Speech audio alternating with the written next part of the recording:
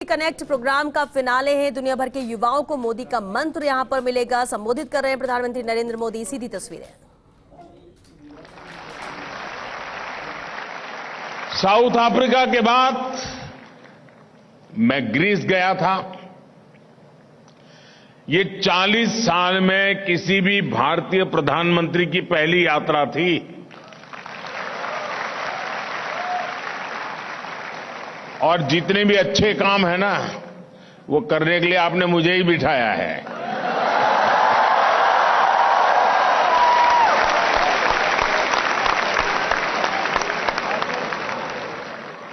G20 summit से ठीक पहले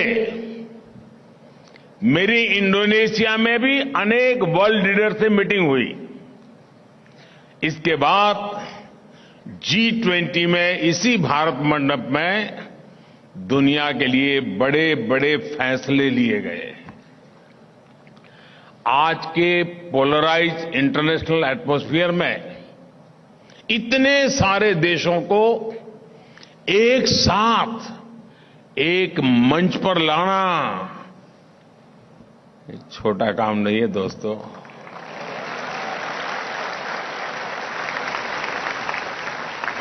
आप एक पिकनिक ऑर्गेनाइज करो ना, तो भी तय नहीं कर पाते हो कहां जाए।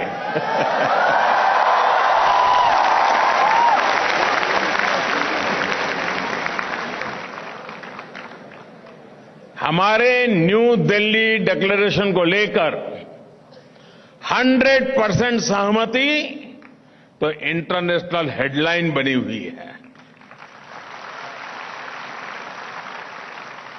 इस दौरान भारत ने अनेक इंपॉर्टेंट इनिशिएटिव्स और फैसलों को लीड किया। G20 में कुछ फैसले ऐसे हुए जो 21वीं सदी की पूरी डायरेक्शन ही चेंज करने की क्षमता रखते हैं। भारत की पहल पर अफ्रीकन यूनियन G20 का स्थायी सदस्य के रूप में उसको स्थान मिला।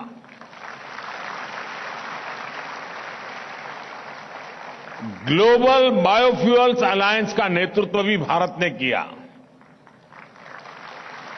G20 समिट में ही हम सभी ने मिलकर India middle east Europe corridor बनाने का भी फैसला लिया है।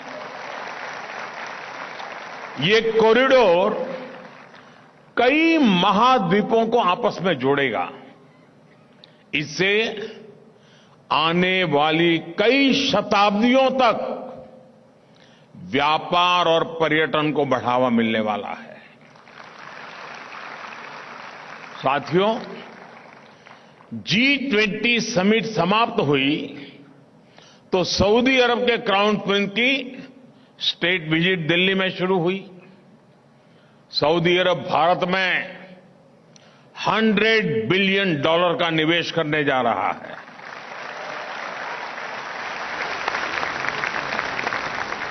और मैं जो कथा सुना रहा हूं ना, ये 30 दिन की बता रहा हूं। फिर ऐसा नहीं यार, ये तो इतना सारा।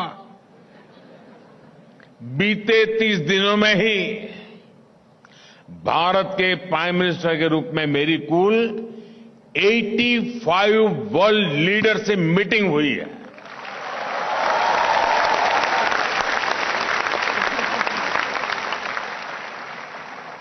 और ये करीब करीब आधी दुनिया है। आप सोच रहे होंगे कि इससे आपको क्या फायदा होगा। होता है ना,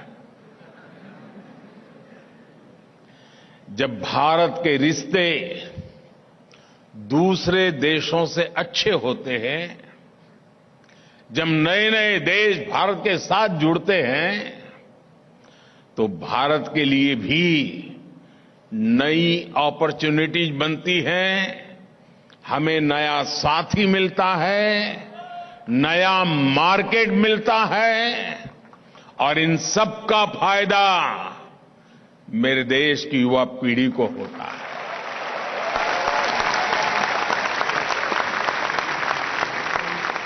साथियों, आप सब सोच रहे होंगे कि पिछले 30 दिन का रिपोर्ट कार्ड देते हुए मैं सिर्फ स्पेस साइंस और ग्लोबल रिलेशंस की बात कर रहा रहूंगा क्या? यही काम किया कि मैंने 30 दिन में? ऐसा नहीं है। पिछले 30 दिनों में एससी, एसटी, ओबीसी के लिए, गरीबों और मिडिल क्लास के लिए, उनको एम्पावर करने के लिए भी कई कदम उठाए गए। 17 सितंबर को विश्वकर्मा जयंती पर पीएम विश्वकर्मा योजना लॉन्च की गई। ये योजना हमारे शिल्पकारों, कुशल कारीगरों, पारंपरिक काम से जुड़े साथियों के लिए है। रोजगार मेला लगाकर बीते 30 दिन में 1 लाख से ज्यादा नौजवानों को केंद्र सरकार में गवर्नमेंट जॉब दी गई है। जब से ये कार्यक्रम शुरू हुआ है, 6 लाख से ज्यादा युवक युवतियों को नियुक्ति पत्र दिए गए हैं। इन्हीं 30 दिनों में आपने देश के नए संसद भवन में पहले संसद सत्र को भी देखा है। देश के नए संसद भवन में पहला विधेयक पास हुआ जिसने पूरे देश को गर्व से भर दिया है।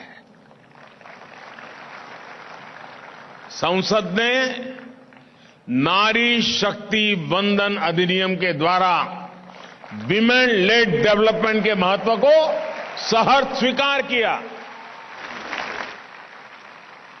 साथियों, बीते 30 दिनों में ही देश में